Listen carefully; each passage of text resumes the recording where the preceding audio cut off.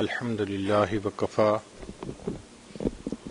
وسلام على عباده الذين اصطفى أما بعد أعوذ بالله من الشيطان الرجيم بسم الله الرحمن الرحيم أفمن كان ميتا فأحييناه وجعلنا له نور يمشي به في الناس سبحان ربك رب العزة عما يصفون وسلام على المرسلين والحمد لله رب العالمين اللهم صل على سيدنا محمد وعلى آل سيدنا محمد وبارك وسلم.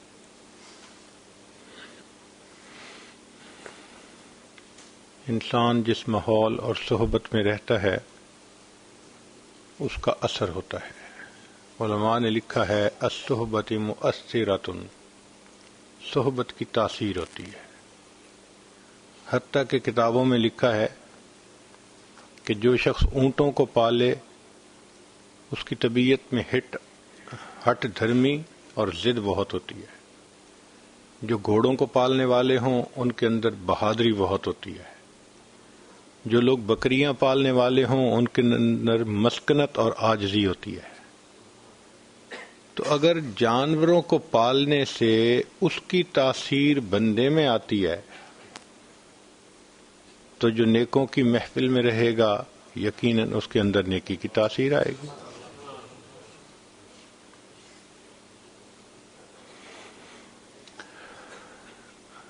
ایک عام دستور ہے کہ کسی مقناطیس کے قریب لوہے کا ٹکڑا لائیں تو لوہے کے اندر بھی مقناطیسیت آ جاتی ہے اور وہ لوہا دوسرے لوہے کے ٹکڑوں کو اپنی طرف کھینچنا شروع کر دیتا ہے. جس طرح مقناطیس سے مقناطیسیت لوہے میں منتقل ہوتی ہے ایسے ہی یہ محبت کی آگ ایک سینے سے دوسرے سینے میں منتقل ہوتی ہے.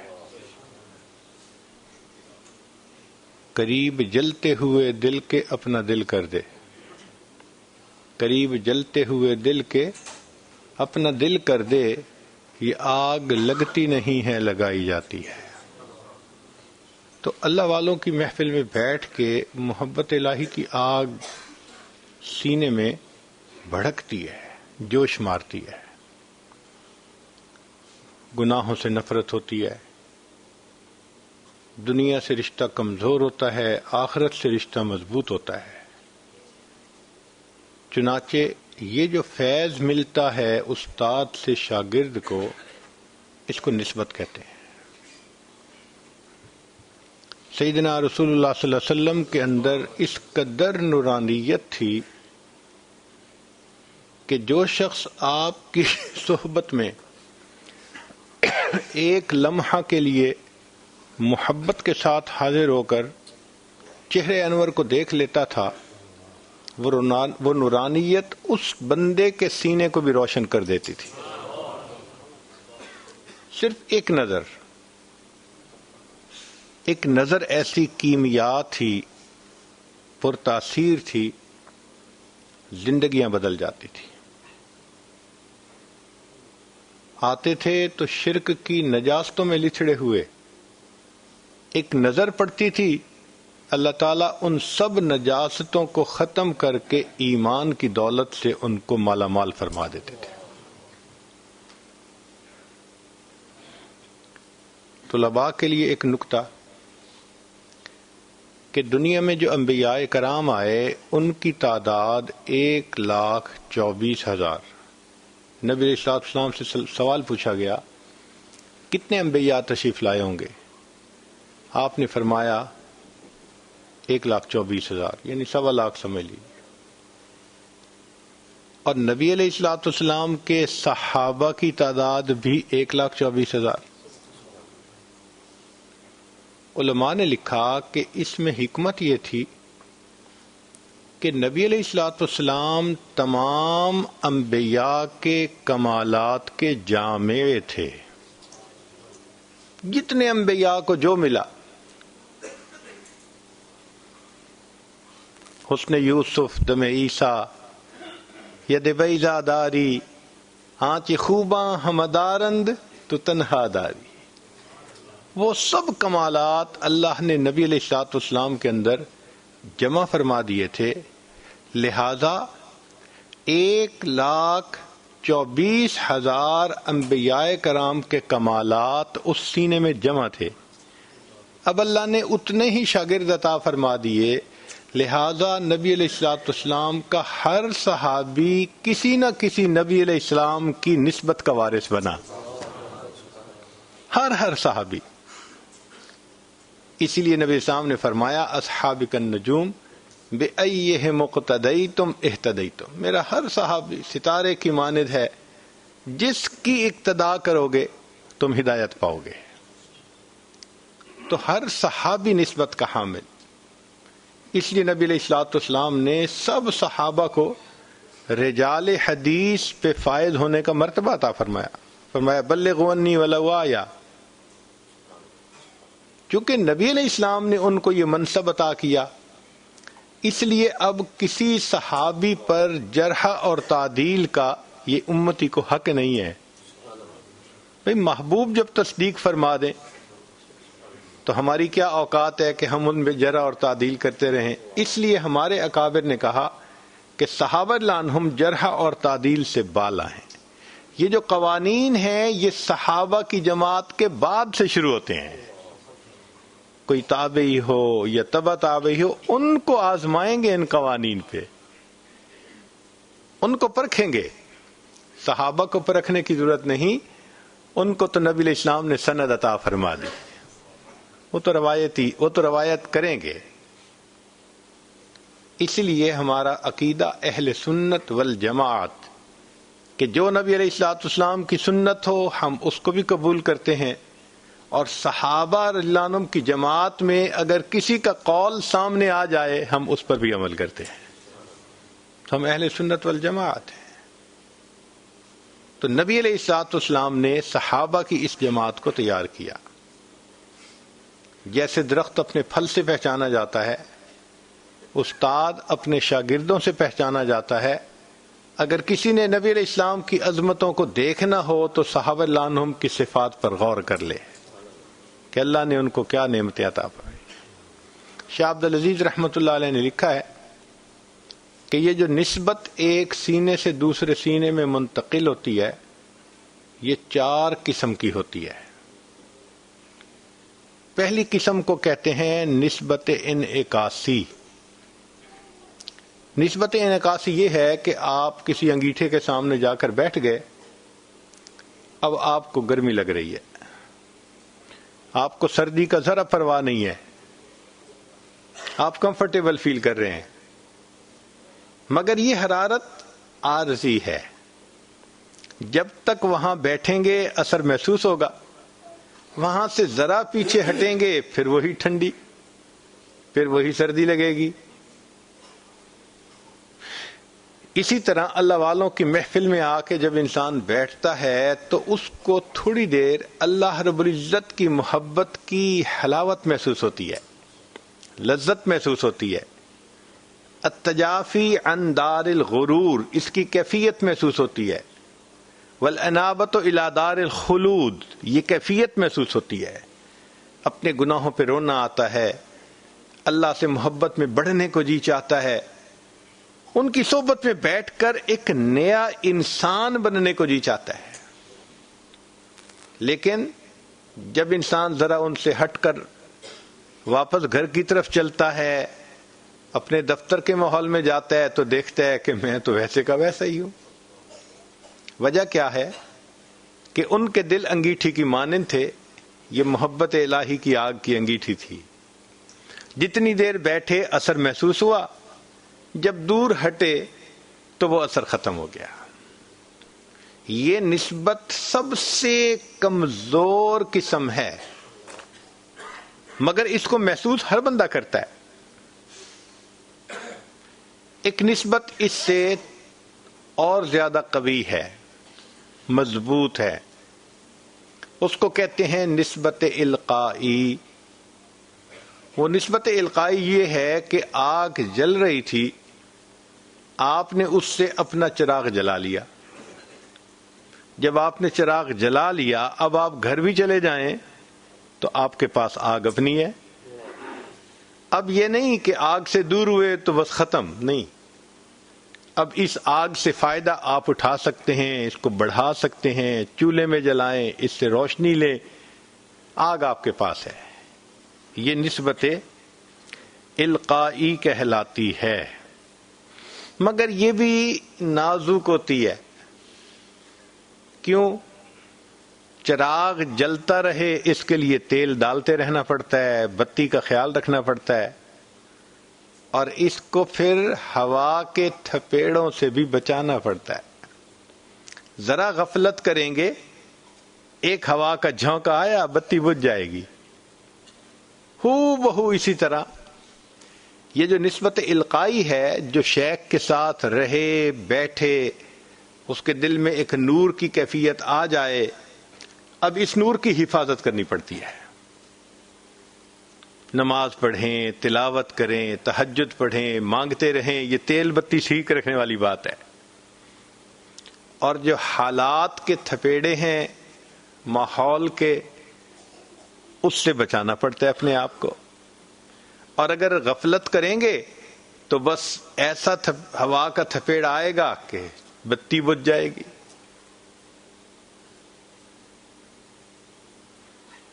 ایک تیسری نسبت ہے جو اس سے بھی زیادہ مضبوط ہے، اس کو کہتے ہیں نسبت اصلاحی.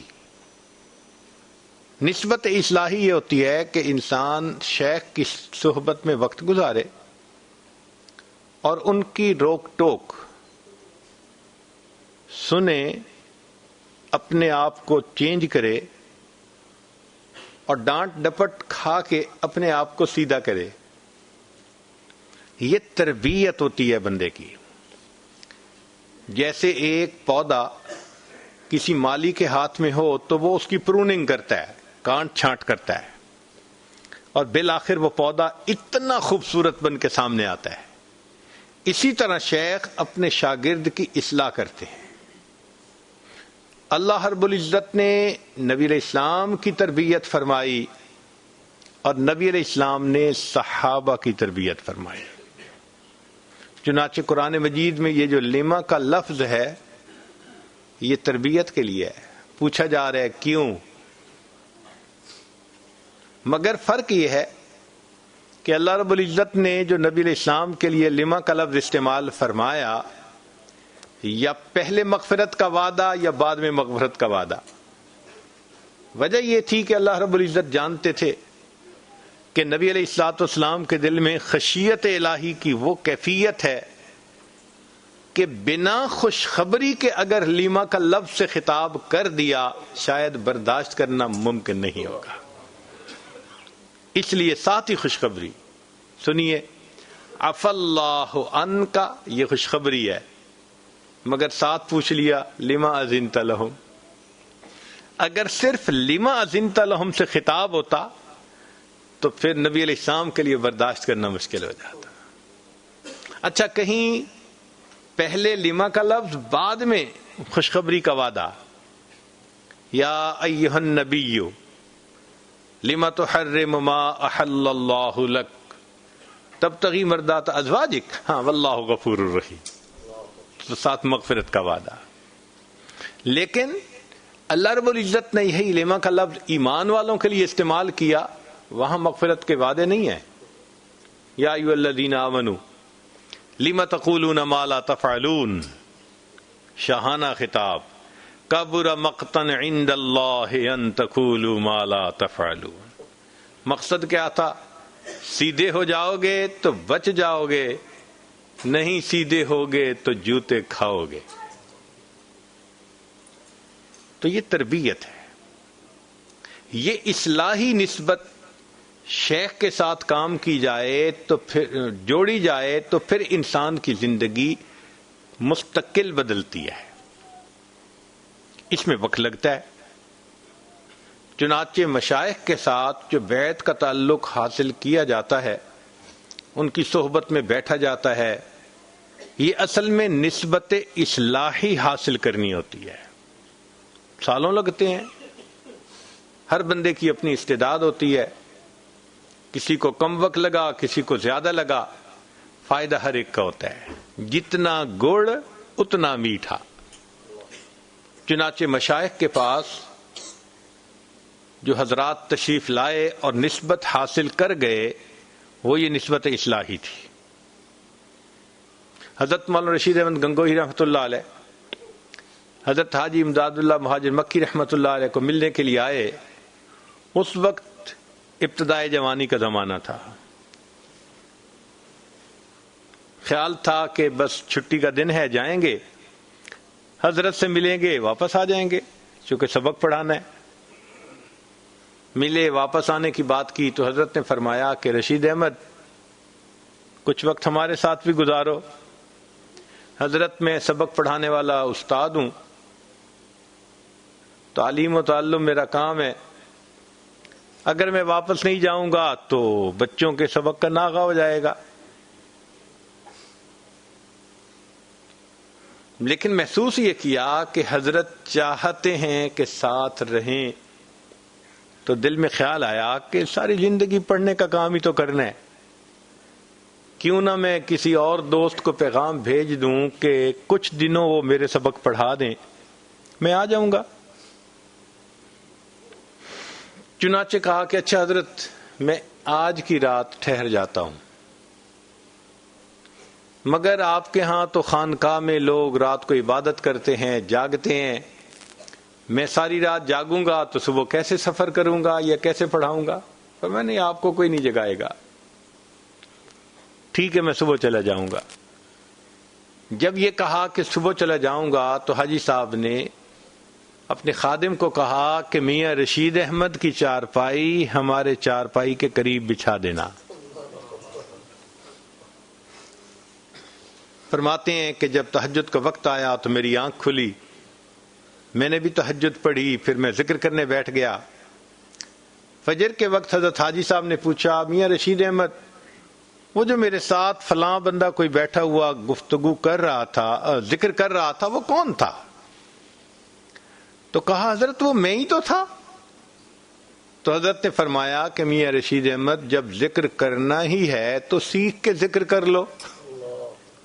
اب یہ ایسی بات تھی کہ جس نے لاجواب کر دیا, اچھا حضرت سکھا دیجئے. حضرت نے بیعت فرما لیا, سکھا دیا. بس ذکر سیکھتے ہی کیفیت بدل گئی. دل نے کہا کہ اب چونکہ شیخ چاہتے بھی ہیں میں 1 مہینہ رک جاتا ہوں. پھر 1 مہینہ وہاں رکے. اس 1 مہینے میں ان کے اندر نسبت منتقل ہوئی. مگر مشائخ جب اصلاح کرتے ہیں تو پھر امتحان بھی لیتے ہیں, اصلاح ہوئی یا نہیں.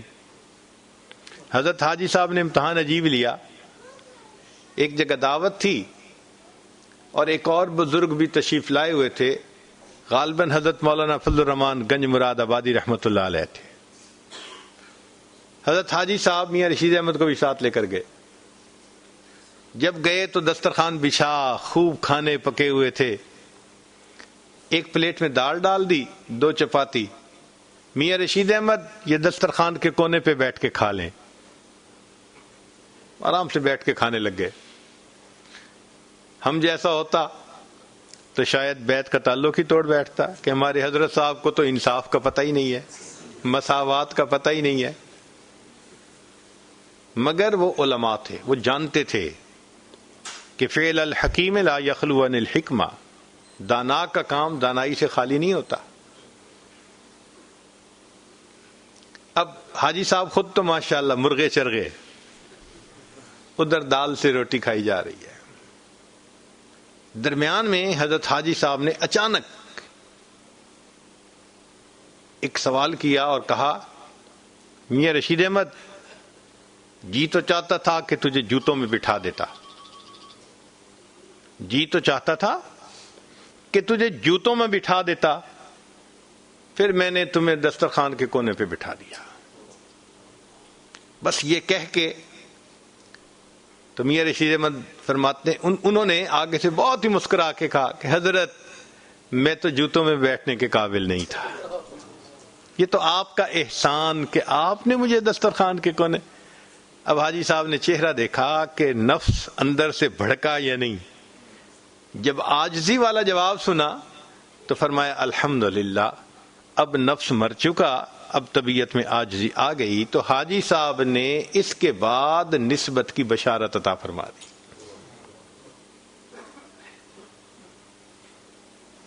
پھر جب جدا ہونے لگے تو حضرت گنگوئی رحمت اللہ علیہ نے اس وقت پوچھا، حضرت میرے اندر تو کچھ ہے نہیں. تو حضرت نے فرمایا آپ کو اجازت اس لیے دی جا رہی ہے کہ آپ کو اپنے اندر کچھ نظر نہیں آتا، اگر کچھ نظر آتا تو آپ کو کبھی اجازت نہ دی جاتی. پھر دعا کروائی کہ حضرت مجھے دعا کر دیں کہ رونا آ جائے. حاجی صاحب نے دعا کر کے رخصت کر دیا.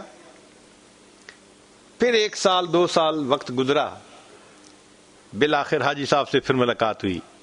اب حاجی صاحب نے ایک اصولی سوال پوچھا کہ میاں رشید احمد یہ بتائیں کہ بیعت ہونے میں پہلے کیا حال تھا اور بیعت ہونے کے بعد آپ نے کیا تبدیلی پائی. تو سوچ کے کہا کہ حضرت مجھے اپنے اندر 3 تبدیلیاں نظر آتی ہیں. ایک تبدیلی یہ کہ پہلے بیعت ہونے سے پہلے مجھے مطالعے کے درمیان بہت اشکال پیش آتے تھے. اب جب سے بیعت ہوا ہوں نصوص شرعیہ میں مجھے کہیں تعارض نظر نہیں آتا. دوسری تبدیلی کہ پہلے بھی میں شریعت پہ عمل کرتا تھا مگر اپنے آپ کو مار باندھ کے مجبور کر کے کرتا تھا. جب سے بیعت کی ہے اب طبیعت ہی شریعت کے مطابق ڈھل گئی ہے. مکروہات شرعیہ مکروہات طبعیہ بن گئی ہیں. اور کیا تیسرا یہ کہ دین کے معاملے میں لوگوں کی مدح اور ذم برابر ہو گئی ہے. حاجی صاحب نے فرمایا میاں رشید احمد مبارکباد ہو، دین کے 3 درجے ہیں. پہلا درجہ ہے علم، اور علم کا کمال یہ ہے کہ نصوص شرعیہ میں تعارض نظر نہ آئے. دوسرا درجہ ہے عمل، عمل کا کمال یہ ہے کہ مکروہات شرعیہ مکروہات طبعیہ بن جائیں. اور تیسرا ہے اخلاص، اور اخلاص کا کمال یہ کہ لوگوں کی مدح اور ذم انسان کی نظر میں برابر ہو جائے. انسان دین کا کام اللہ کی رضا کے لیے کرے. مبارک ہو، علم میں بھی کمال عطا ہو گیا، عمل میں بھی کمال عطا کر دیا، اللہ نے اخلاص میں بھی کمال عطا فرمایا. یہ نسبت اصلاحی کہلاتی ہے. ایک نسبت اس سے بھی اونچی ہے، اس کو نسبت اتحادی کہتے ہیں. وہ نسبت اتحادی یہ ہوتا ہے کہ شاگرد کو اپنے استاد کے ساتھ محبت کا وہ درجہ مل جائے کہ جس میں پوری طرح شاگرد اپنے استاد کے رنگ میں رنگ جائے، پوری طرح اس رنگ میں رنگ جائے. یہ اگرچہ کم یاب ہے، نایاب نہیں کہہ سکتے، کم یاب ہے، مگر بہرحال اس کی مثالیں ملتی ہیں.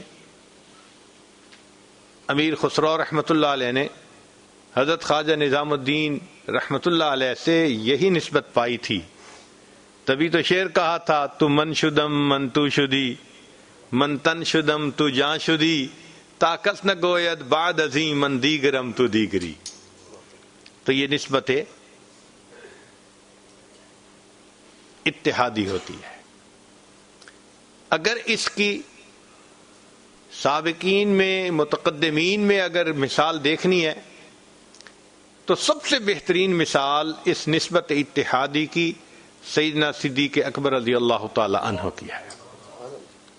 ان کو نبی علیہ الصلوۃ والسلام سے ایسی محبت تھی کہ بالکل وہ نبی علیہ الصلوۃ والسلام کے رنگ میں رنگ گئے تھے.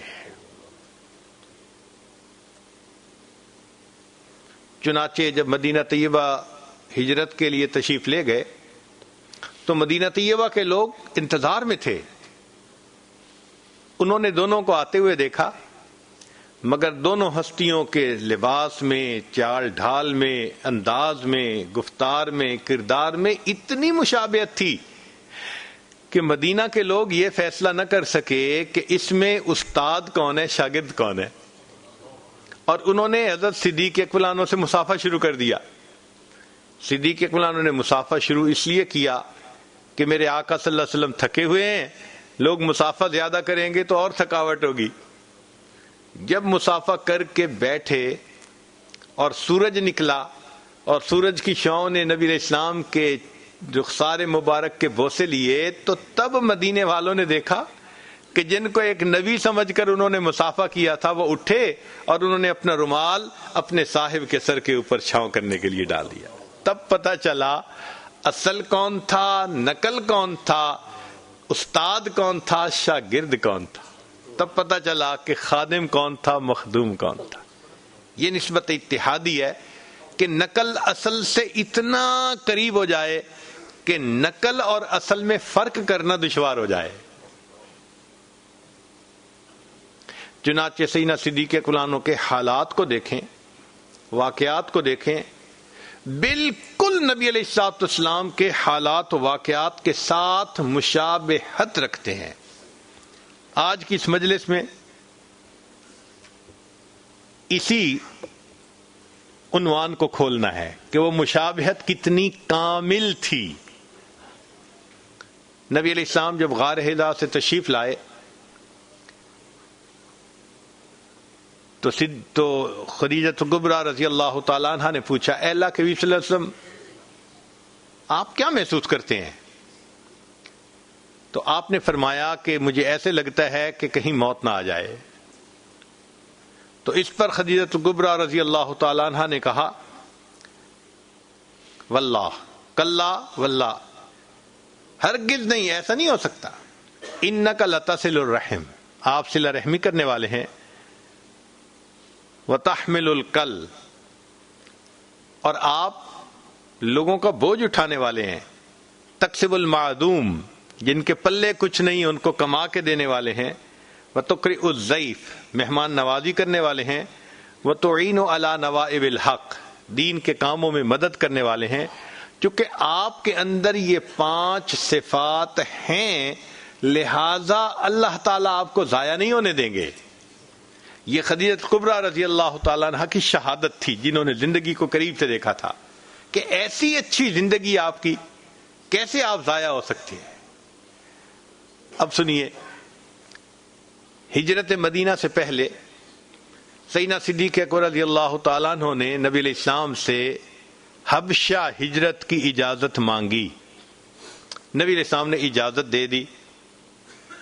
چنانچہ جب جانے لگے تو مکہ مکرمہ سے باہر رئیس مکہ ابن الدغنہ، یہ قریش میں سے تھا، سردار تھا، یہ ملا۔ ابو بکر کہاں کا ارادہ ہے؟ بتا دیا کہ میں ہجرت کر کے حبشہ جاتا ہوں۔ اس نے کہا ابو بکر آپ نہیں جا سکتے۔ بھئی کیوں نہیں جا سکتے؟ اس نے کہا اس لیے کہ انک لتصل الرحم، آپ صلہ رحمی کرنے والے ہیں، تکسب المعدوم وتحمل الکل تقرئ الضیف وتعین علی نوائب الحق۔ جو 5 خوبیاں ام المومنین خدیجہ کبریٰ رضی اللہ عنہا نے نبی علیہ السلام کی گنوائی تھیں، وہی 5 خوبیاں ابن الدغنہ نے سیدنا صدیق اکبر کی گنوائی تھی۔ یہ ہوتی ہے مشابہت کامل۔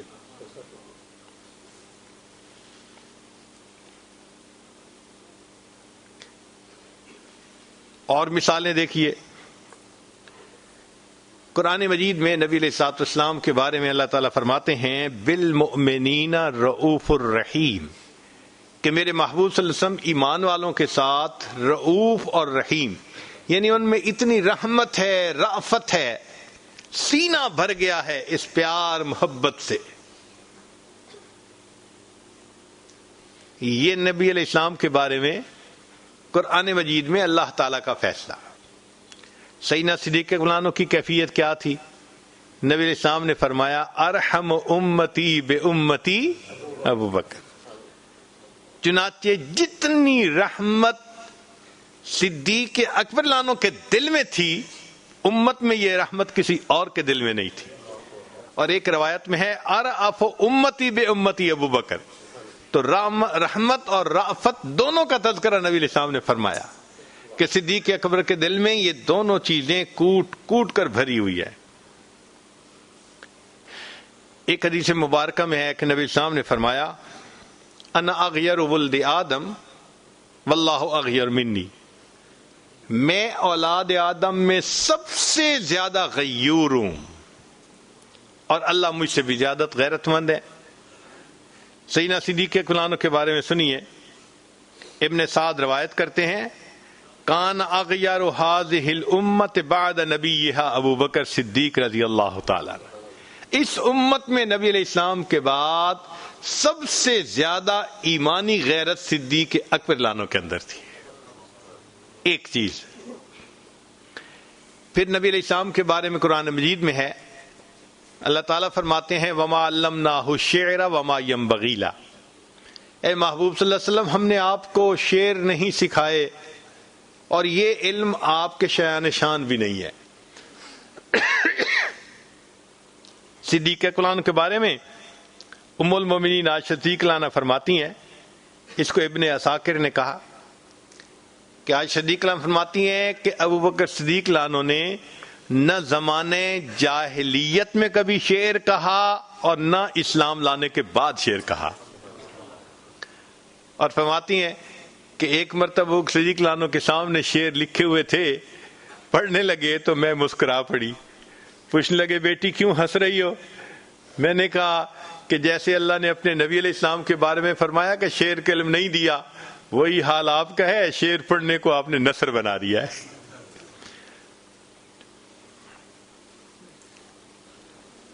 نبی علیہ الصلوۃ والسلام نے زندگی بھر شراب جو ام الخبائث ہے اس کو کبھی ہاتھ نہیں لگایا، اور سیدنا صدیق اکبر کے بارے میں تاریخ الخلفاء میں لکھا ہے کہ زمانے جاہلیت میں بھی صدیق اکبر نے کبھی شراب نہیں پی تھی۔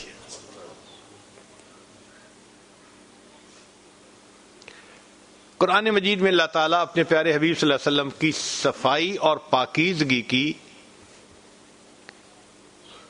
کا تذکرہ فرماتے ہیں، فرمایا وَثِيَابَكَ فَطَهِّرْ، اور آپ اپنے کپڑوں کو پاک رکھیے۔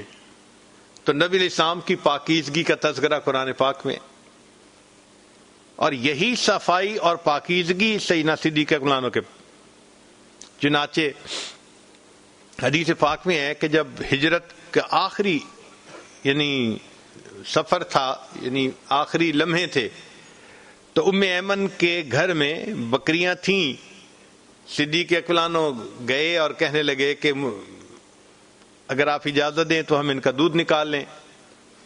انہوں نے کہا یہ بکریاں بوڑھی ہیں، دودھ تو دیتی نہیں۔ ان کا دیتی ہیں یا نہیں دیتی ہیں یہ الگ بات ہے، اجازت دے۔ اس نے کہا میری طرف سے اجازت ہے۔ تو صدیق اکبر ایک برتن لے کر بیٹھے تو بکری نے دودھ دینا شروع کر دیا۔ اب انہوں نے جب دودھ کو بھر لیا اس برتن میں تو صدیق اکبر وہ لے کر نبی علیہ السلام کے پاس آئے، مگر کتابوں میں لکھا ہے کہ صدیق اکبر نے اس کے اوپر اپنا کپڑا ڈالا اس دودھ کے گلاس کے اوپر کہ تاکہ اس میں کوئی مٹی کا ذرہ یا کوئی تنکا نہ گر جائے۔ طبیعت میں نظافت اتنی تھی کہ پہلے بکری کے تھن دھوئے، پھر اگر دودھ نکالا تو اب کپڑے کو ڈھانپ کر پھر لے کر آئے۔ تو اللہ نے ان کی طبیعت میں بھی اس قدر صفائی اور پاکیزگی رکھی تھی۔ یہ وہ ذاتی صفات تھیں جو بالکل ایک جیسی تھیں۔ آگے دیکھیے کہ اللہ رب العزت نے پھر حالات بھی ایک جیسے کر دیے۔ وہ کس طرح کہ ایک مرتبہ عقبہ بن ابی معیط، یہ سرداران قریش میں سے تھا، اس نے نبی علیہ الصلوۃ والسلام کو بہت تکلیف پہنچائی۔ کتابوں میں لکھا ہے کہ اس نے اپنی چادر کا پھندا بنا کے محبوب صلی اللہ علیہ وسلم کے گلے میں ڈالا تھا، اور مشکل سے اللہ کے حبیب صلی اللہ علیہ وسلم کو چھڑایا گیا تھا۔ یہ نبی علیہ السلام کے ساتھ پیش آیا، اور سیدنا صدیق اکبر رضی اللہ عنہ کے ساتھ بھی ہو بہو اسی طرح کا واقعہ۔ حضرت شیخ الحدیث رحمۃ اللہ نے لکھا ہے کہ لوگ نبی علیہ الصلوۃ والسلام کو ایذا پہنچانا چاہتے تھے، صدیق اکبر رضی اللہ عنہ آ گئے، انہوں نے آ کر کہا اتقتلون رجلا ان یقول ربی اللہ۔ جب انہوں نے آ کے صفائی پیش کی تو وہ کہنے لگے کہ تو بڑا حامی آ گیا۔ نبی علیہ الصلوۃ والسلام سے ہٹ کر انہوں نے صدیق اکبر عنہ کو مارنا شروع کر دیا، حتیٰ کہ ان میں سے ابو بکر صدیق عنہ کے گلے میں ایک بندے نے پھندا ڈالا، اور پھر ان لوگوں کے نرغے سے ان کو نکالا گیا۔ جو معاملہ اللہ کے حبیب صلی اللہ علیہ وسلم کے ساتھ پیش آیا وہی معاملہ سیدنا صدیق اکبر عنہ کو پیش آیا۔ چنانچہ نبی علیہ الصلوۃ والسلام نے دعا مانگی تھی، اے اللہ اسلام کو مدد پہنچا دیجئے۔ دو شخصوں کا نام تھا، دعا قبول ہوئی عمر بن خطاب رضی اللہ عنہ کے بارے میں۔ چنانچہ نبی علیہ الصلوۃ والسلام کی دعا پر ایک اتنی عظیم شخصیت دین کے اندر داخل ہوئی۔ صدیق اکبر عنہ کا معاملہ دیکھیے کہ جس دن صدیق اکبر عنہ کو کفار نے مارا، اس دن حمزہ رضی اللہ عنہ تشریف لائے اور ان کو بتایا گیا کہ آج صدیق اکبر عنہ کو اس طرح مارا گیا ہے۔ انہوں نے جب ان کی حالت دیکھی تو اس کو دیکھتے ہی ان کا دل بدلا، چنانچہ حمزہ رضی اللہ عنہ آئے اور انہوں نے اسلام کو قبول کر لیا۔ محبوب کی دعا سے عمر رضی اللہ عنہ ایمان لے آئے تھے، ان کی عملی دعا سے، ان کے عمل کی دعا سے حمزہ رضی اللہ عنہ وہ بھی ایمان لے کے آئے تھے۔ مشابہت دیکھیے کتنی ایک جیسی ہے۔ چنانچہ جب کفار نے آپ کے چچا ابو طالب سے کہا کہ اپنے بھتیجے کو روک لیجئے، تو انہوں نے کہا کہ بھتیجے میرے اوپر اتنا بوجھ نہ ڈالو کہ جو میں نہ اٹھا سکوں۔ تو نبی علیہ السلام نے آگے سے کیا جواب دیا تھا؟ چچا یہ اگر میرے ایک ہاتھ پر سورج اور دوسرے پر چاند بھی رکھ دیں، جو پیغام میں دنیا میں لے کر آیا ہوں اس کو پہنچانے سے میں پیچھے نہیں ہٹوں گا۔ کیا استقامت تھی، کیا عظمت تھی اللہ کے محبوب صلی اللہ علیہ وسلم کے اندر۔ اور یہی معاملہ سیدنا صدیق اکبر رضی اللہ تعالی عنہ کو پیش آیا کہ جب نبی علیہ السلام نے پردہ فرما لیا اور صدیق اکبر رضی اللہ تعالی عنہ خلیفہ بنے، تو ایک ایسا بھی قبیلہ تھا جو یہ کہتا تھا کہ ہم زکوٰۃ ادا تو کریں گے، بیت المال میں جمع نہیں کروائیں گے، ہمارے علاقے میں بہت سارے غریب لوگ ہیں، ہم خود تقسیم کر دیں گے۔ تو وہ منکرین زکوٰۃ نہیں تھے کہ انکار کرتے ہوں، مانعین زکوٰۃ تھے۔ وہ کہتے تھے کہ ہم مرکز میں نہیں جمع کروائیں گے، خود ہی اس کو تقسیم کر دیں گے۔ صدیق اکبر عنہ نے کہا نہیں، جو کام نبی علیہ الصلوۃ والسلام کی مبارک زندگی میں جیسے ہوتا تھا وہ کام آپ کے بعد بھی ویسے ہی ہوگا۔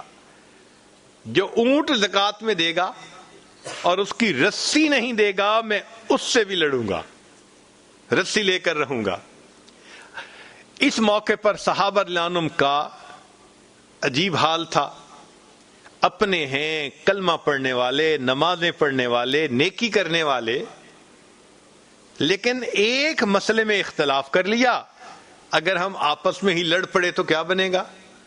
چنانچہ عمر رضی اللہ تعالیٰ عنہ جیسی شخصیت وہ بھی سوچنے لگے کہ ان کے ساتھ نرمی کرنی چاہیے۔ وہ آئے اور آ کر کہا امیر المومنین ابوبکر صدیق رضی اللہ عنہ کو، آپ ان کے ساتھ اتنی سختی نہ فرمائیں۔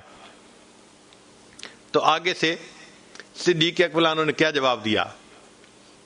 جبار فی الجاہلیہ اخوار فی الاسلام۔ زمانہ جاہلیت میں بڑے بہادر تھے، اسلام لانے کے بعد تم اتنے کمزور ہو گئے۔ اور فرمایا کہ یہ کیسے ممکن ہے کہ دین کے اندر تبدیلی آئے، اینقص وانا حی، اور ابو بکر زندہ رہے، یہ ممکن نہیں ہو سکتا۔ جو استقامت کا مظاہرہ اللہ کے محبوب صلی اللہ علیہ وسلم نے فرمایا وہی استقامت کا مظاہرہ سیدنا صدیق اکبر عنہ نے کیا۔ پھر دیکھیے ہجرت کے وقت غار میں تشریف لے گئے تو فرمایا ثانی اثنین اذ ہما فی الغار، دو میں سے دوسرا، تو دو میں سے دوسرے کی سعادت کس کو ملی؟ سبحان اللہ۔ چنانچہ نبی علیہ الصلوۃ والسلام نے بھی یہی کہا ما ظنک باثنین اللہ ثالثہما۔ مشابہت دیکھیے،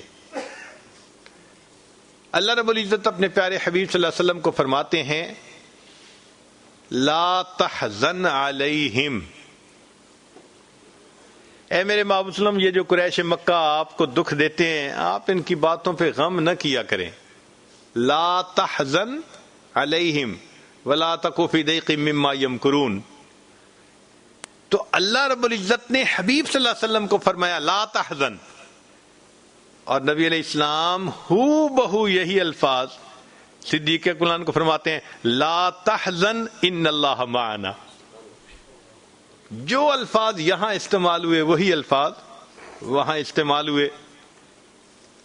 پھر دیکھیے کہ لوگ نبی علیہ الصلوۃ والسلام کو یا رسول اللہ کہہ کر پکارتے تھے۔ صحابہ لانم جب گفتگو کرنی ہوتی تھی تو کہتے تھے یا رسول اللہ، اور عجیب بات کہ جب صدیق اکبر لانو خلیفہ بنے تو صحابہ لانم ان کو کہتے تھے یا خلیفت رسول اللہ، اے اللہ کے رسول صلی اللہ علیہ وسلم کے خلیفہ۔ یعنی جو الفاظ وہاں استعمال ہوتے تھے وہی الفاظ یہاں استعمال ہوتے ہیں۔ جب ہجرت کے لیے نکلے تو قریش مکہ نے نبی علیہ الصلوۃ والسلام کے لیے بھی 100 اونٹ متعین کیے کہ جو زندہ لائے یا خبر لائے 100 اونٹ ملیں گے، اور انہوں نے 100 اونٹ سیدنا صدیق اکبر عنہ کے لیے بھی متعین کیے۔ اس میں بھی مناسبت تھی۔ پھر سوچ ایک جیسی تھی، دونوں ہستیوں کی سوچ بالکل ایک جیسی تھی۔ بدر میں قیدیوں کا معاملہ پیش آیا، عمر لانو نے کہا کہ اے اللہ کے حبیب صلی اللہ علیہ وسلم، جو جس کا رشتہ دار ہے اس کے حوالے کر دیں، وہ ان کا کام سمیٹ دے، ان کو قتل کر دے۔ نبی علیہ السلام نے صدیق اکبر عنہ سے پوچھا آپ بتائیں اے اللہ کے حبیب صلی اللہ علیہ وسلم، رشتہ دار ہیں نا، ان سے فدیہ لے لیجئے اور ان کو آزاد کر دیجئے۔ دل میں رحمت تھی، رافت تھی کہ ہو سکتا ہے کل کو کلمہ پڑھ کے مسلمان ہو جائیں۔ نبی علیہ السلام کو یہ تجویز بہت پسند آئی، لہذا نبی علیہ السلام نے اسی پر عمل فرمایا۔ معلوم ہوا کہ سوچ دونوں ہستیوں کی بالکل ایک جیسی تھی۔ صلح حدیبیہ کے موقع پر سہیل بن عمر وہ آیا تھا قریش مکہ کا نمائندہ بن کر، اس نے آ کے اپنی طرف سے بڑی سختی کی، یہ بھی نہیں، یہ بھی نہیں، یہ بھی نہیں، یہ بھی نہیں۔ تو مسلمانوں کو محسوس ہوتا تھا کہ ہم اتنا گر کے کیوں سلو کر رہے ہیں، اتنے جو یہ نخرے دکھا رہا ہے تو ان کو کہیں جاؤ گھر جاؤ جا کے۔ حتیٰ کہ سیدنا عمر رضی اللہ عنہ اپنے گھر سے نکلے، اپنے خیمے سے نکلے اور نبی علیہ السلام کی خدمت میں حاضر ہوئے۔ اے اللہ کے حبیب صلی اللہ علیہ وسلم، آپ اللہ کے سچے نبی ہیں نا؟ فرمایا ہاں میں سچا نبی ہوں۔ اے اللہ کے حبیب صلی اللہ علیہ وسلم، ہم حق پر ہیں نا؟ ہاں ہم حق پر ہیں۔ اے اللہ کے حبیب صلی اللہ علیہ وسلم، ہم کیوں اتنا دب کے سلو کر رہے ہیں؟ تو نبی علیہ السلام نے فرمایا میں وہی کرتا ہوں جو اللہ تعالیٰ کی طرف سے حکم ہوتا ہے۔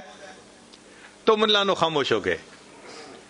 عمر لانو واپس آئے، ابوبکر صدیق لانو سے ملے، اور ابوبکر صدیق لانو کو پھر یہی کہا کہ ہم اتنا دب کے سلو کیوں کر رہے ہیں؟ جیسے ہی لفظ بولے صدیق اکبر لانو نے پہلا سوال کیا، عمر کیا نبی علیہ السلام اللہ کے سچے نبی نہیں ہیں؟ جی ہیں۔ کیا نبی علیہ السلام حق پر نہیں ہے؟ جی ہیں۔ کیا نبی علیہ السلام وہی نہیں کرتے جو اللہ حکم دیتا ہے؟ جو ادھر مکالمہ ہوا تھا وہ وہی مکالمہ ادھر ہوا. بالآخر عمر لانو کو اللہ نے شرح صدر عطا فرما دیا.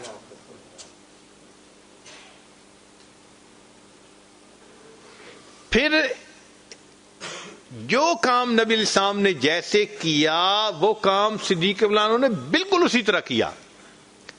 ذرا غور کیجئے, ایک باغ تھا, باغ فدق,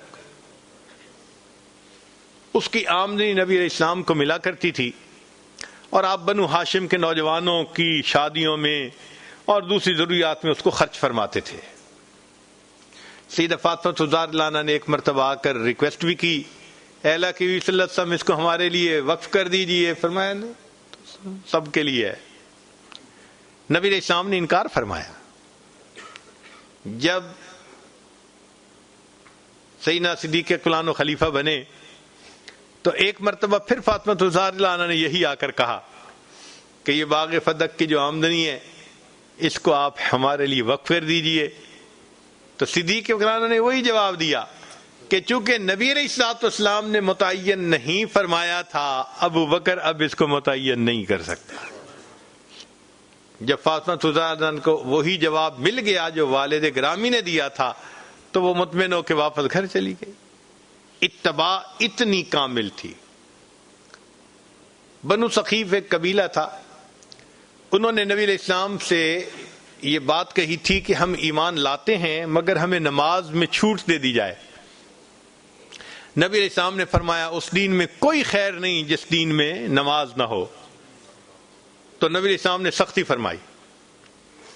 اور دیکھیں کہ صدیق اکبر رضی اللہ عنہ کے ساتھ بھی وہی معاملہ پیش آیا کہ لوگوں نے زکوٰۃ کے معاملے میں چھوٹ مانگی تھی, صدیق رضی اللہ عنہ ڈٹ گئے اور کہنے لگے یہ کبھی بھی نہیں ہو سکتا. پھر ایک قبیلہ تھا بنو قزاعہ, نبی علیہ الصلوۃ والسلام نے اس قبیلے کے ساتھ غزوہ ذات السلاسل کی جنگ کی تھی, اور صدیق اکبر عنہ کے زمانے خلافت میں ہو بہو اسی قبیلے کے لوگ کچھ مرتد ہوئے تھے. تو صدیق اکبر عنہ نے اس قبیلے کے ساتھ دوبارہ پھر جنگ فرمائی. جو عمل نبی علیہ السلام نے کیا وہی عمل صدیق اکبر عنہ نے کیا. نبی علیہ السلام نے اپنے زمانے میں حضرت عمر بن عاص عنہ کو امیر لشکر بنایا تھا. تو نتیجہ کیا نکلا کہ صدیق اکبر عنہ کے زمانے میں بھی انہوں نے انہی کو ہی امیر لشکر بنائے رکھا. پھر نبی علیہ السلام نے 9 ہجری میں صدیق اکبر عنہ کو امیر حج بنا کر بھیجا تھا, اور جب 10 ہجری میں نبی علیہ السلام خود تشریف لے گئے تو خود امیر حج بن کر گئے. تو ادھر نبی علیہ السلام بھی امیر حج بن کے سفر کر رہے ہیں, اور بالکل اسی طرح سیدنا صدیق اکبر عنہ بھی امیر حج بن کر سفر کر رہے ہیں. نبی علیہ السلام نے حضرت حسن عنہ کو ایک مرتبہ پیار کیا, بلایا, کندھے پہ بٹھایا. زمانہ صدیقی میں حضرت علی رضی اللہ عنہ بھی تھے اور صدیق اکبر عنہ بھی. ادھر سے حضرت حسن رضی اللہ عنہ آ گئے. تو حسن رضی اللہ عنہ کو ابوبکر صدیق رضی اللہ عنہ نے پیار کیا اور پیار کر کے اپنے کندھے پہ بٹھا لیا. ہو بہو وہی عمل کیا جو نبی علیہ السلام نے اپنی مبارک زندگی میں کیا تھا.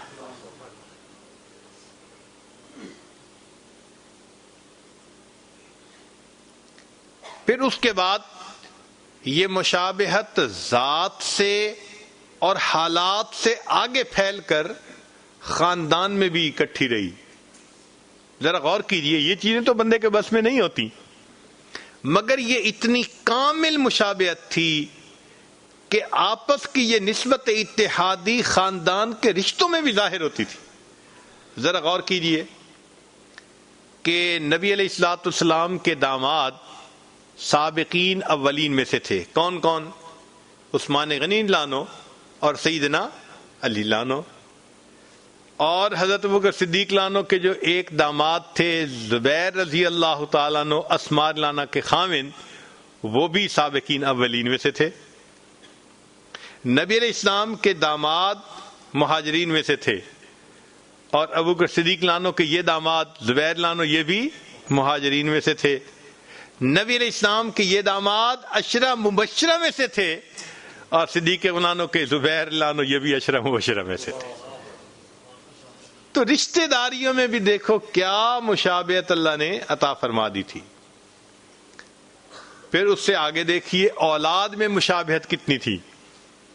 نبی علیہ السلام کی صاحبزادی سیدہ فاطمہ الزہرا رضی اللہ عنہا یہ جنتی عورتوں کی سردار خاتون جنت کہلائیں،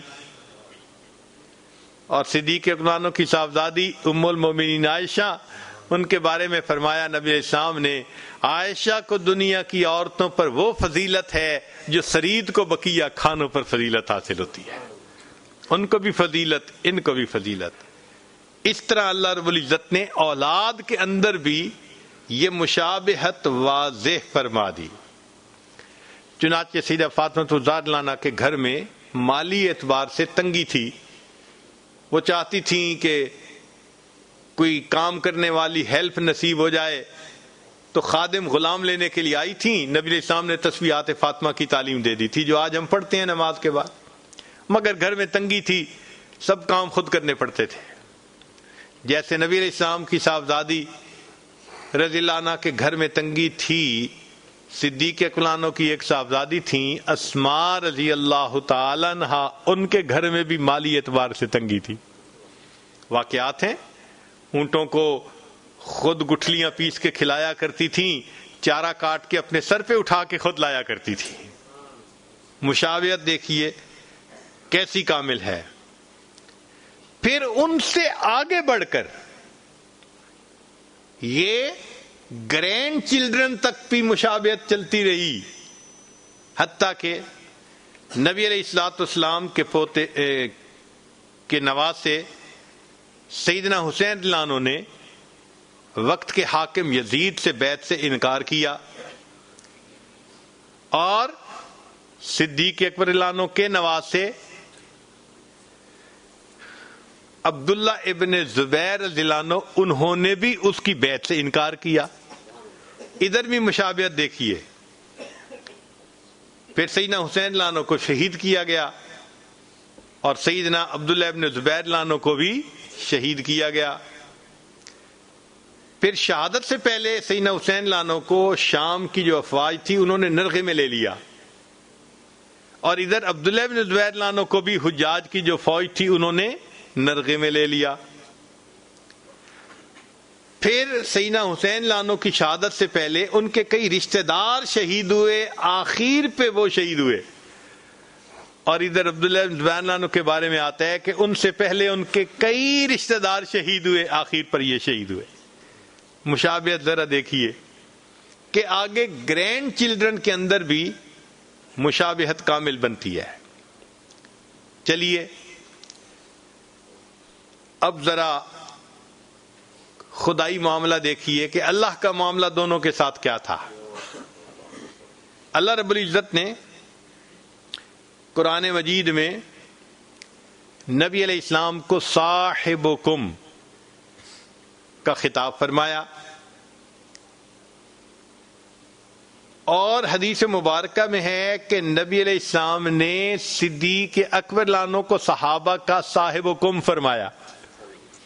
اللہ تعالیٰ نے جو لفظ محبوب صلی اللہ علیہ وسلم کے لیے استعمال کیا، نبی علیہ السلام نے وہی لفظ سیدنا صدیق اکبر لانوں کے لیے استعمال فرمایا۔ پھر ایک ایسی بھی نماز تھی کہ جس کی پہلی 2 رکعت ابو بکر صدیق لانوں نے پڑھائی تھیں، اور اسی نماز کی آخری 2 رکعت نبی علیہ السلام نے پڑھائی۔ مشابہت دیکھیے، ایک ہی نماز ہے، 2 رکعت کے وہ امام ہیں اور دوسری 2 رکعت کے آپ صلی اللہ علیہ وسلم امامت فرماتے ہیں۔ پھر نبی علیہ السلام کو کفار نے مجنون کہا، نون والقلم وما یسطرون ما انت بنعمت ربک بمجنون، تو مجنون کہا۔ اور سیدنا صدیق عنہ کے بارے میں آتا ہے کہ کفار نے کہا تھا ھذا ابن ابی قحافہ لمجنون، یہ بھی پاگل ہے، یہ بھی مجنون ہے۔ چنانچہ نبی علیہ السلام جب طائف سے واپس گھر تشریف لائے تو مطعم بن عدی ایک سرداران قریش میں سے تھا، اس نے نبی علیہ السلام کو اپنی پناہ میں لیا تھا. اور سیدنا صدیق اکبر عنہ جب ہجرت حبشہ کرنا چاہتے تھے، پھر واپس آئے، تو واپسی پر ابن دغنہ نے ان کو اپنی کفالت میں لیا تھا، اپنی پناہ میں لیا تھا.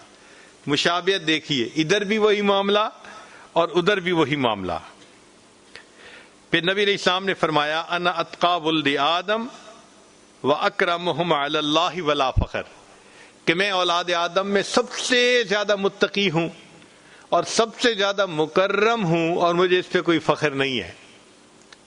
اور صدیق اکبر عنہ کے بارے میں ذرا سنیے کہ ان کے بارے میں اللہ تعالیٰ فرماتے ہیں وَسَيُجَنَّبُهَا الْأَتْقَى، اور مفسرین نے لکھا کہ یہاں اتقا سے مراد صدیق اکبر عنہ کی ذات ہے.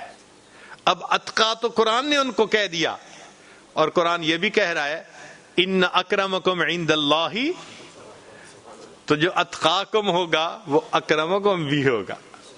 تو دونوں نعمتیں ان کو بھی حاصل. قرآن مجید نے نبی علیہ السلام کے بارے میں فرمایا وَلَسَوْفَ يُعْتِيكَ رَبُّكَ فَتَرْضَىٰ، اور قرآن مجید نے سیدنا صدیق اکبر عنہ کے بارے میں فرمایا وَلَسَوْفَ يَرْضَىٰ.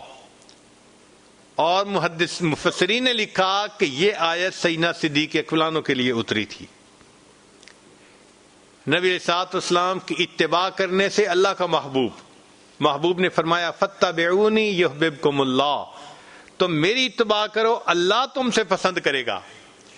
اور سیدنا صدیق اکبر عنہ کے جو ساتھ مل کر لڑنے والے تھے، ان کا تذکرہ اللہ نے قرآن میں پہلے ہی فرما دیا تھا.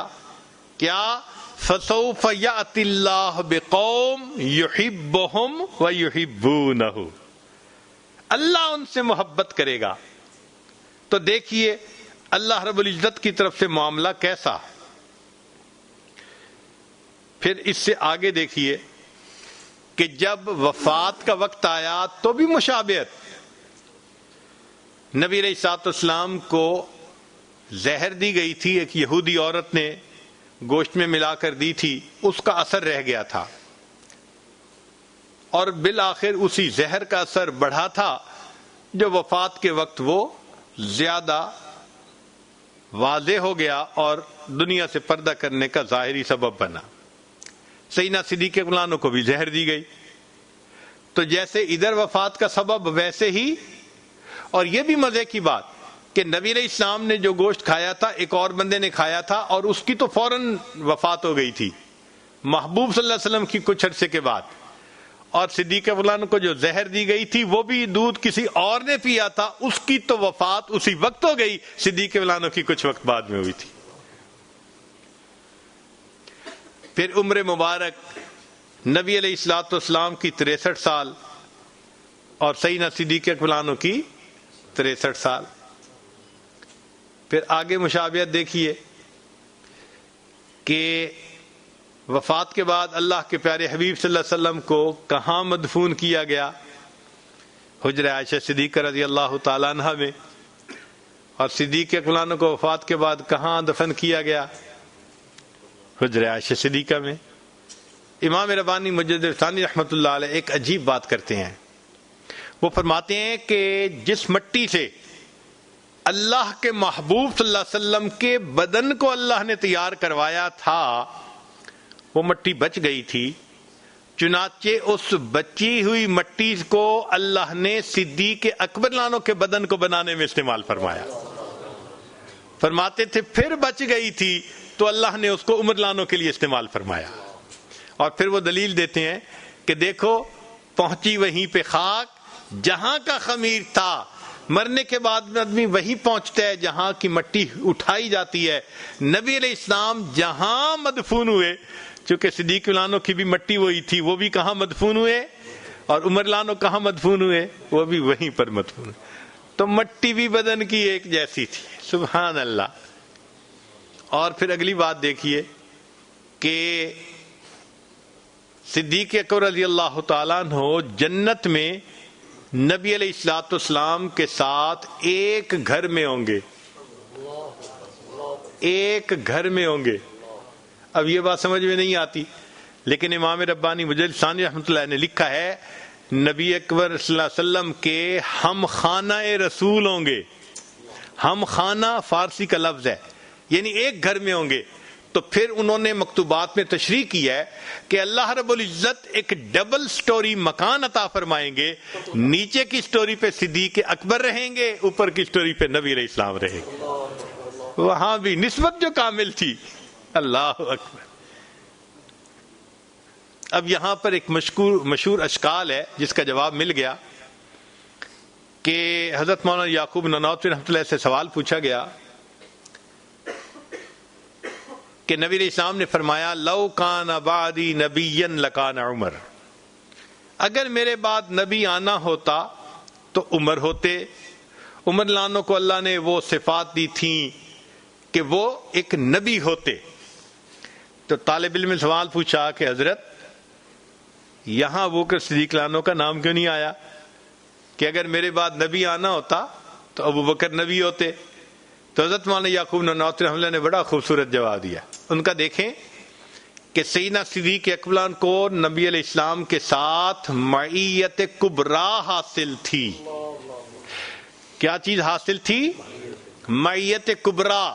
تو وہ تو اکٹھے ہو گئے تھے نا، معیت تھی. اور نبی علیہ السلام نے فرمایا لو کان بعدی، تو پھر بعد میں کس کا نمبر تھا؟ فرمایا لکان عمر، وہ عمر ہوتا اگر اس نبی. تو ابو بکر لانوں کا تو معاملہ ہی اور تھا، وہ تو ایک ہو گئے تھے نبی علیہ السلام کے ساتھ. اللہ رب العزت نے ان کو ایسی نسبت عطا فرمائی تھی. اس لیے حدیث پاک میں آتا ہے ما صب اللہ فی صدری الا وقد سببتہ فی صدر ابی بکر، اللہ نے میرے سینے میں جو ڈالا میں نے اسے ابو بکر کے سینے میں ڈال دیا ہے. یوں نبی علیہ السلام سے کمالات نبوت انہوں نے پائے تھے. تو یہ نسبت اتحادی کہلاتی ہے. اس میں بالکل ایک جیسی مشابہت ہوتی ہے، حالات، واقعات، عادات، اطوار، ہر چیز ایک ہو جاتی ہے. اور اس میں کمال کس کو حاصل تھا؟ سیدنا صدیق اکبر رضی اللہ تعالیٰ عنہ. اس لیے نبی علیہ السلام نے فرمایا مجھے 3 چیزیں پسند ہیں. تو صدیق اکبر نے فوراً کہا اے اللہ کے وسلم مجھے بھی 3 چیزیں پسند ہیں. بھئی کون سی 3 چیزیں پسند ہیں؟ اے اللہ کے وسلم آپ کے چہرے انور کو دیکھتے رہنا. کیا بات کہی، آپ کے چہرے انور کو دیکھتے رہنا. اور دوسرا اپنا مال آپ کے اوپر خرچ کرنا. اور صدیق اکبر بھی کتنا مال خرچ کرتے تھے. عجیب. علامہ اقبال نے عجیب اشعار کہے ہیں، ذرا سنیے گا. عمر لانو کہتے ہیں کہ میں سوچتا تھا کہ کوئی کام موقع ایسا آئے کہ میں ابو بکر سے آگے بڑھ جاؤں. جب نبی علیہ السلام نے فرمایا کہ اللہ کے راستے میں خرچ کرو تو میں نے سوچا اب تو میرے پاس بڑی گنجائش ہے، میں زیادہ خرچ کروں گا، ان سے آگے بڑھ جاؤں گا. چنانچہ وہ آدھا مال لے کے آئے اور سیدنا صدیق اکبر اپنا پورا مال لے کے آئے. تو وہ کہتے ہیں ایک دن رسول پاک نے اصحاب سے کہا، ایک دن رسول پاک نے اصحاب سے کہا دیں مال راہ حق میں جو ہو تم میں مالدار. ایک دن رسول پاک نے اصحاب سے کہا دیں مال راہ حق میں جو ہو تم میں مالدار. ارشاد سن کے فرتے طرب سے عمر اٹھے خوشی سے. ارشاد سن کے فرتے طرب سے عمر اٹھے. اس روز ان کے پاس تھے درہم کئی ہزار. دل میں یہ کہہ رہے تھے کہ صدیق سے ضرور بڑھ کر رکھے گا آج قدم میرا راہوار، کہ آج میں بڑھ جاؤں گا. لائے غرض کے مال رسول امی کے پاس، ایثار کی ہے دست نگر ابتدائے کار. پوچھا حضور سرور عالم نے اے عمر، اے وہ کہ جوش حق سے تیرے دل کو ہے قرار، تیرا دل کو ہے قرار، رکھا ہے کچھ عیال کی خاطر بھی تو نے کیا. مسلم ہے اپنے خیش و اقارب کا حق گزار، کی عرض نصف مال ہے فرزند و زن کا حق، باقی جو ہے وہ ملت بیضا پہ ہے نثار. اتنے میں وہ رفیق نبوت بھی آ گیا. اللہ اکبر، کیا عجیب بات کہی ہے. اتنے میں وہ رفیق نبوت بھی آ گیا جس سے بنائے عشق و محبت ہے استوار. لے آیا اپنے ساتھ وہ مرد وفا سرشت، ہر چیز جس سے چشم جہاں میں ہو اعتبار. بولے حضور چاہیے فکر عیال بھی، کہنے لگا وہ عشق و محبت کا رازدار. اے تجھ سے دیدہ اے مہ انجم فروغ گیر. عجیب بات کہی ہے. اے تجھ سے دیدہ اے مہ انجم فروغ گیر، اے تیری ذات باعث تکوین روزگار. پروانے کو چراغ ہے بلبل کو پھول بس، صدیق کے لیے ہے خدا کا رسول بس. حضرت شیخ الحدیث مولانا زکریا رحمۃ اللہ نے عجیب بات لکھی ہے کہ جب سیدنا صدیق اکبر عنہ نے اتنا مال اللہ کے راستے میں دے دیا تو نبی علیہ السلام نے دیکھا کہ انہوں نے اپنے جسم کے اوپر ایک ٹاٹ کا لباس پہنا ہوا تھا. پوچھا ابو بکر یہ لباس کیسا؟ اے اللہ کے نبی صلی اللہ علیہ وسلم میں نے باقی مال تو اکٹھا کر لیا تھا، دل میں خیال آیا میرا یہ لباس بھی کسی کے کام آ جائے گا. میں نے ٹاٹ کا لباس پہن کر جو اصل لباس تھا وہ بھی اس مال میں ڈال دیا. اتنے میں دیکھا کہ سیدنا کہ جبریل علیہ السلام تشریف لے آئے تو نبی علیہ السلام نے دیکھا کہ جبریل علیہ السلام نے بھی وہی ٹاٹ کا لباس پہنا ہوا ہے. تو نبی علیہ السلام حیران ہوئے، جبریل آپ نے ٹاٹ کا لباس پہنا ہوا. عرض کیا اے اللہ کے نبی صلی اللہ علیہ وسلم آج ابو بکر صدیق لانوں کے اس عمل پر اللہ تعالی اتنے خوش ہوئے ہیں کہ آسمان کے فرشتوں کو حکم ہوا تم بھی وہی ٹاٹ کا لباس پہنو جو میرے صدیق اکبر نے پہنا ہوا ہے. اور پھر اس کے بعد انہوں نے کہا اے اللہ کے نبی وسلم اللہ رب العزت نے مجھے بھیجا ہے کہ جا کر ابو بکر کو میرے سلام دو اور دوسری بات پوچھو کہ اے ابو بکر تم اس حال میں بھی مجھ سے راضی ہو. اللہ صدیق اکبر نے یہ بات سنی تو آنکھوں میں آنسو آ گئے، کہنے لگے میں اپنے اللہ سے ہر حال میں راضی ہوں. کیسی خوش نصیب ہستی تھی کہ اللہ رب العزت کی طرف سے پوچھا جا رہا ہے ابو بکر اس حال میں بھی مجھ سے راضی. تو یہ ہے نسبت اتحادی. اب حضرت شیخ الحدیث رحمۃ اللہ علیہ نے ایک عجیب بات لکھی ہے، علماء کے لیے یقیناً دلچسپی کی بات ہوگی. وہ فرماتے ہیں کہ شاہ عبد العزیز رحمۃ اللہ علیہ نے تو نسبت کی 4 قسمیں لکھی ہیں، لیکن کیا ہمیں بھی کہیں سے ثبوت ملتا ہے؟ تو حضرت شیخ الحدیث رحمۃ اللہ فرماتے ہیں کہ ہاں ہمیں بھی اس کا ثبوت ملتا ہے. کہاں سے؟ فرماتے ہیں کہ نبی علیہ الصلوۃ والسلام جب شروع میں غار حرا میں تشریف لے جاتے تھے تو وہاں پر انابت اللہ کی کیفیت تھی، انقطاع عن المخلوق کی کیفیت تھی. ایک ہفتے تک آپ صلی اللہ علیہ وسلم وہیں پر رہ کر اللہ کی عبادت کرتے تھے. نماز نہیں تھی، قرآن نہیں تھا، تو پھر عبادت کیا تھی؟ محدثین نے لکھا فکر تھی، ذکر تھی، اللہ کا ذکر تھا. تو ذکر اور فکر کی عبادت تھی جو نبی علیہ السلام کرتے تھے. یعنی ایک ہفتہ اللہ کے حبیب صلی اللہ علیہ وسلم غار حرا میں بیٹھ کر سارا دن ساری رات ذکر اور فکر میں گزار دیا کرتے تھے. اور اس ذکر اور فکر میں وقت گزارنے سے نبی علیہ السلام کا سینہ ایسا روشن ہو گیا تھا کہ نسبت انعکاسی اسی وقت حاصل ہو گئی تھی. وہ کیسے؟ انعکاسی میں کیا ہوتا ہے کہ پاس بیٹھو تو بس آگ گرما دیتی ہے، اور نبی علیہ السلام کے سینے انور میں یہ نور اتنا چمک گیا تھا، اللہ تعالیٰ نے قرآن مجید میں اس کی تصدیق فرمائی کہ یکاد زیتھا یضیء ولو لم تمسس نار. آگ نے چھوا نہیں تھا مگر ایسے بن گیا تھا کہ جیسے بس آگ تو بھڑک اٹھنے والی ہے. تو نسبت انعکاسی تو پہلے حاصل ہو گئی تھی.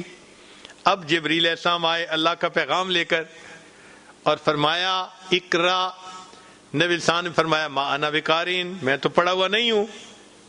کیا ہوا؟ فَأَخَذَنِي، نبی علیہ السلام فرماتے ہیں انہوں نے مجھے گلے لگا لیا، فَغَطَّنِي، اتنا دبایا، حَتَّى بَلَغَ مِنَ الْجَهْدِ، مجھے تکلیف ہونے لگی، زور سے دبایا، پھر کہا پڑھیے، پھر کہا مَا أَنَا بِقَارٍ، پھر دوبارہ۔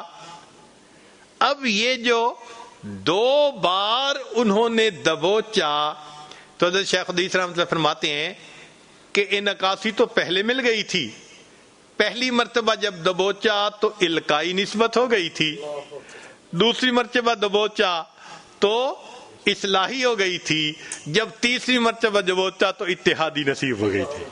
جب اتحادی نصیب ہو گئی تو جیسے ان کو قرآن پڑھنا آتا تھا، نبی علیہ السلام کو بھی قرآن پڑھنا آ گیا، چنانچہ انہوں نے کہا اقرا، آپ نے فرمایا اقرا بسم ربک الذی خلق خلق الانسان من علق۔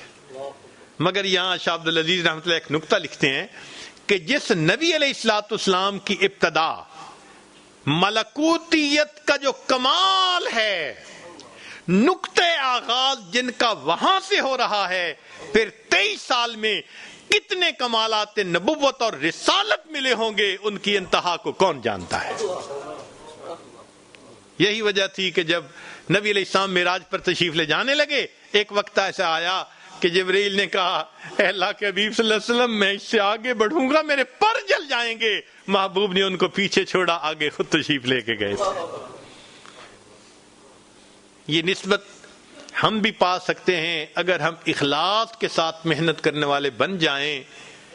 ایک عام سا مشاہدہ یہ ہے کہ ہمیں گناہوں نے اس نسبت کو پانے سے روکا ہوا ہے، کہیں آنکھ کا گناہ، کہیں زبان کا گناہ، کہیں کوئی گناہ۔ حیرت کی بات ہے کہ ان چھوٹے چھوٹے گناہوں کی رکاوٹ کی وجہ سے آج ہم ان نسبتوں کے نور سے محروم بنے ہوئے ہیں۔ ہمارے حضرت رحمۃ اللہ فرماتے تھے کہ ہم تو دنیا میں پھرتے اسی لیے ہیں کہ کہیں نسبت کا اہل کوئی نظر آئے تو ہم فوراً اپنا فرض پورا کریں اور اس کو نسبت کی بشارت دیں، مگر حال دل جس سے میں کہتا کوئی ایسا نہ ملا، حال دل جس سے میں کہتا کوئی ایسا نہ ملا، بت کے بندے تو ملے اللہ کا بندہ نہ ملا۔ جدھر دیکھو بت کے بندے، جدھر دیکھو نفس کے بندے۔ ہم تو مائل بکرم ہیں، کوئی سائل ہی نہیں، راہ دکھلائیں کسے راہ رو منزل ہی نہیں۔ تو نوجوان جو سالکین اس راستے میں آگے بڑھنا چاہتے ہیں، ان کی خدمت میں اتنی گزارش ہے کہ اتنا انہوں نے اپنی زندگیوں کو تبدیل کر لیا، اب تو تھوڑا سا کام باقی ہے۔ جو بقیہ چند گناہ ہیں ان سے بھی سچی پکی توبہ کر لیں، اللہ تعالی عطا کر کے خوش ہوتے ہیں، محروم کر کے کبھی خوش نہیں ہوتے۔ اگر اس محرومی کی کوئی وجہ ہے، ہماری اپنی کوتاہی ہے، ہم ان کوتاہیوں سے آج کی اس مجلس میں سچی توبہ کر لیں، 100% گناہوں سے بچ کر نیکوکاری پرہیزگاری کی زندگی گزارنے کا ارادہ کریں۔ دیکھنا جب دل کا برتن صاف ہو جاتا ہے پھر اس میں نور کا آنا آسان ہوتا ہے۔ اللہ تعالیٰ خود فرماتے ہیں افمن کان میتن فاحییناہ، اور جو مردہ تھا ہم نے اس کو زندہ کیا، وجعلنا لہ نور، ہم نے اس کے سینے میں ایسا نور اتارا، یمشی بہی فی الناس، اس نور کو سینے میں لے کے وہ انسانوں میں دعوت کے کام کے لیے پھر نکل پڑتا ہے۔ اللہ تعالی ہمیں اس نسبت کو پانے کی، چمکانے کی اور زندگی بھر اس کی خاطر محنت کرنے کی توفیق عطا فرمائے۔ وآخر دعوانا ان الحمد للہ رب العالمین۔ دعا سے پہلے یہ عاجز توبہ کے کلمات پڑھائے گا۔ جو احباب پچھلے گناہوں پر سچی پکی توبہ کرنا چاہتے ہیں وہ توبہ کی نیت کر لیں، جو بیعت ہونا چاہتے ہیں وہ بیعت کی نیت بھی ساتھ شامل کر لیں۔ انشاءاللہ یہ دونوں نعمتیں ایک وقت میں مل جائیں گی۔ اگر مستورات تک آواز جا رہی ہے تو وہ بھی اس عمل میں شریک ہو سکتی ہیں۔ الحمدللہ وکفا وسلام علی عبادہ الذین اصطفیٰ، اما بعد۔ یہ کلمات سچے دل کے ساتھ پیچھے پیچھے پڑھتے جائیے۔ بسم اللہ الرحمن الرحیم، لا الہ الا اللہ محمد الرسول اللہ آمنت باللہ وملائکتہ وکتبہ ورسلہ والیوم الآخر والقدر خیرہ وشرہ من اللہ تعالی والبعث بعد الموت آمنت باللہ کما ہوا باسمائہ وصفاتہ وقبلت جمیع احکامہ اقرار باللسان وتصدیق بالقلب اشہد ان لا الہ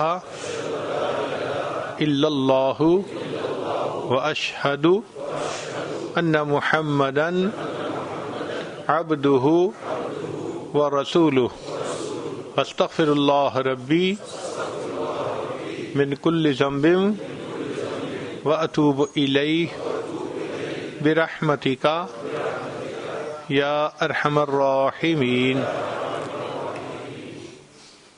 چند معمولات ہیں، ان کو اگر آپ باقاعدگی سے کریں تو اللہ تعالیٰ دل کو منور فرمائیں گے۔ ایک ہے 100 مرتبہ استغفار، استغفر اللہ ربی من کل ذنب واتوب الیہ، 100 مرتبہ درود پاک پڑھنا، اللہم صلی علی سیدنا محمد وعلی آل سیدنا محمد وبارک وسلم۔ تیسرا ہے قرآن مجید کی روزانہ تلاوت کرنا، ایک پارہ کریں تو بہت اچھا، مشکل ہو تو آدھا پارہ صحیح۔ اور پانچویں چیز ہے مراقبہ۔ مراقبے کا طریقہ یہ ہے، ساری دنیا کے خیالات سے ہٹ کٹ کے اللہ تعالیٰ کی طرف لو لگا کے بیٹھیں۔ اللہ رب العزت کی رحمت آ رہی ہے، دل میں سما رہی ہے، دل کی ظلمت اور سیاہی دور ہو رہی ہے، اور میرا دل اللہ اللہ اللہ، یہ میرا دل کہہ رہا ہے۔ انشاءاللہ 15-20 منٹ صبح اور شام مراقبہ کریں گے تو اس کی برکت آپ اپنے دل میں محسوس کریں گے۔ ابھی ہم تھوڑی دیر کے لیے مراقبے کی مشق کر لیتے ہیں۔ آپ حضرات ظاہر کی آنکھیں بند کر لیجئے، من کی آنکھیں کھول لیجئے، اور یہ سمجھیے کہ دل اللہ اللہ اللہ کہہ رہا ہے۔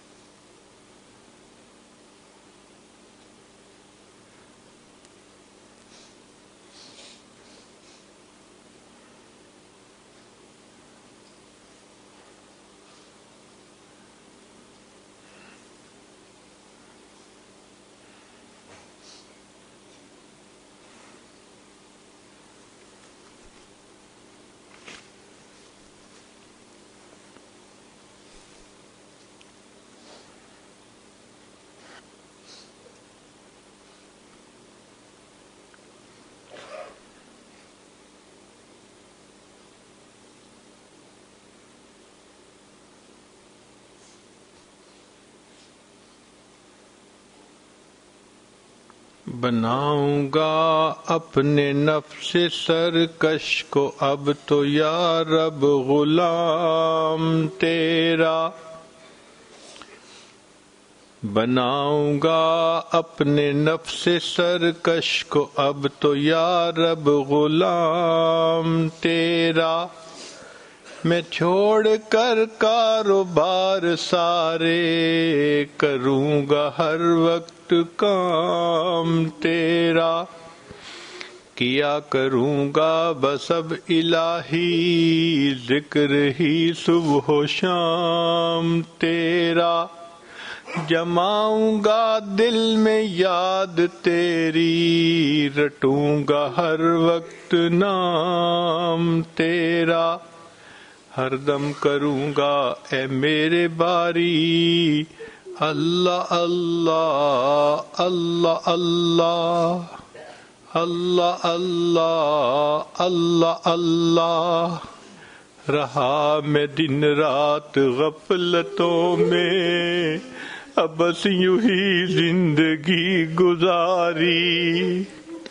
رہا میں دن رات غفلتوں میں، اب بس یوں ہی زندگی گزاری، کیا نہ کچھ کام آخرت کا، کٹی گناہوں میں عمر ساری، بہت دنوں میں نے سرکشی کی، مگر ہے اب سخت شرم ساری، میں سر جھکاتا ہوں میرے مولا، میں توبہ کرتا ہوں میرے باری، ہر دم کروں گا اے میرے باری، اللہ اللہ اللہ اللہ اللہ اللہ اللہ اللہ۔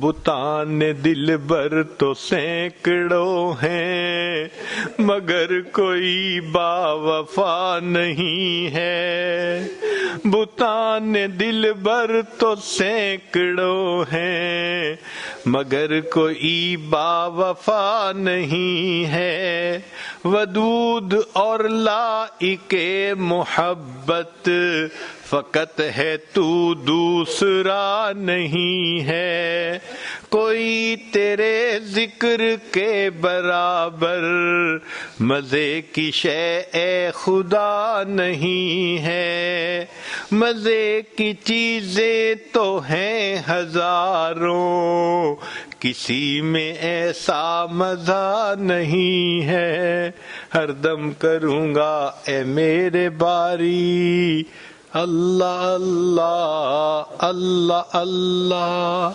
اللہ اللہ اللہ اللہ اللہ۔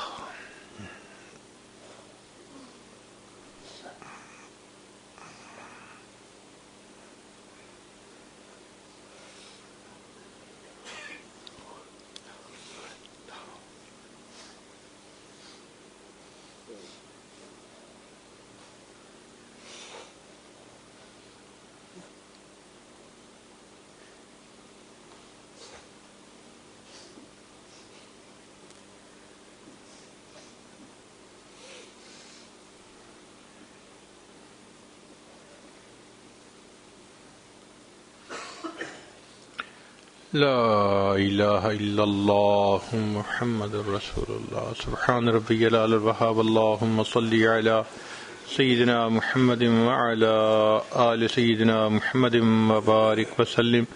اے کریم آقا، ہم آپ کے عاجز مسکین بندے ہیں، ہمارے گناہوں کو معاف فرما، خطاؤں سے درگزر فرما، عیبوں کی پردہ پوشی فرما، اللہ ہماری نگاہوں کو پاک فرما، دلوں کو صاف فرما، سینوں کو اپنی محبت سے لبریز فرما، اپنے عشق کی آتش ہمارے سینوں میں پیدا فرما، ہمارے انگ انگ سے اپنے ذکر کو جاری فرما، روئیں روئیں سے اپنے ذکر کو جاری فرما، ہڈی ہڈی بوٹی بوٹی میں اپنی محبت پیدا فرما۔ اے کریم آقا، ہمارے ساتھ درگزر کا معاملہ فرما، جو گناہ دن میں کیے معاف فرما، راتوں میں کیے معاف فرما، جو محفل میں کیے معاف فرما، تنہائیوں میں کیے معاف فرما، جو گناہ یاد ہیں وہ بھی معاف فرما، جو کر کے بھول گئے وہ گناہ بھی معاف فرما، اللہ معصیت کی ذلت سے محفوظ فرما، ہمیں طاعات کی عزت نصیب فرما۔ میرے مالک، ہم گناہ نہیں کرنا چاہتے، ہمارا نفس ہمارا ہے، شیطان بدبخت پیچھے لگا ہے، اے اللہ نفس کو نفس مطمئنہ بنا دیجئے، شیطان بدبخت سے پیچھا چھڑا دیجئے۔ کریم آقا، رحمت کا معاملہ فرما، اللہ بال سفید ہوتے جا رہے ہیں، ہمیں ایمان حقیقی کی حلاوت کب نصیب ہوگی، سجدے کا سرور کب نصیب ہوگا، قرآن پاک پڑھنے کی لذت کب نصیب ہوگی، میرے مولا رات کے آخری پہر کے مناجات کی حلاوت کب نصیب ہوگی۔ اللہ ہم پر رحمت کی نظر فرما دیجئے، اللہ ہمیں یہ نعمتیں بنا کسی استحقاق کے عطا فرما دیجئے۔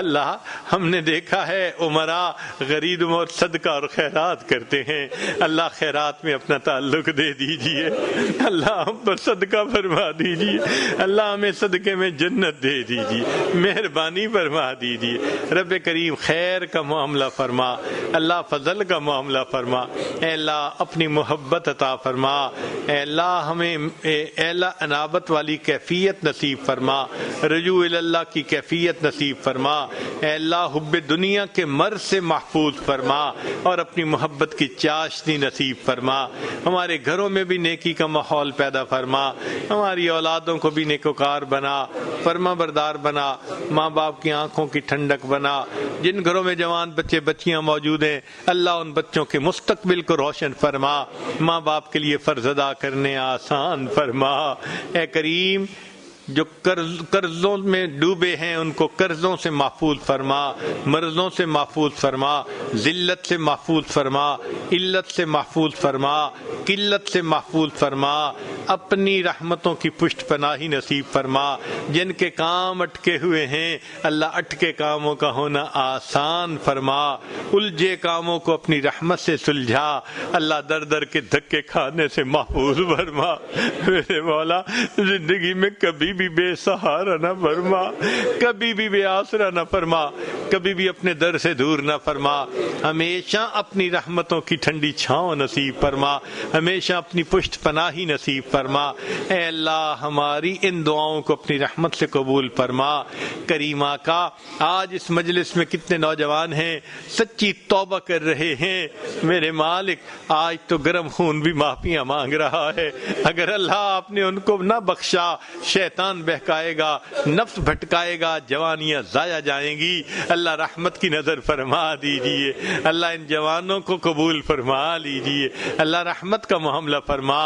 میرے مولا اس مجمع میں کتنے لوگ ہیں بال سفید کر بیٹھے مگر اپنے دل سے آ کر بیٹھے، اندر کی حالت کس کے سامنے کھولیں، اے اللہ رحمت کر دیجئے، دلوں کو منور کر دیجئے، دلوں کو صاف فرما دیجئے، ہماری ان دعاؤں کو اپنی رحمت سے قبول فرما لیجئے، اے اللہ مقامی احباب جس محبت سے پیش آتے ہیں اس کے بدلے ان کو اپنی سچی محبت عطا فرما، ان کو اپنے مقبول بندوں میں شامل فرما، جن بچوں نے قرآن مجید حفظ مکمل کیا جیسے آپ نے اللہ ان کو حافظ قرآن بنایا، ان کو قاری قرآن بنا، ان کو عالم قرآن بنا، ان کو عامل قرآن بنا، ان کو ناشر قرآن بنا، ان کو داعی قرآن بنا، اللہ ان کو عاشق قرآن بنا، اور دن رات کے مختلف حصوں میں قرآن پڑھنے کی توفیق عطا فرما، اللہ ان کے والدین کو اپنے خصوصی بندوں میں شامل فرما،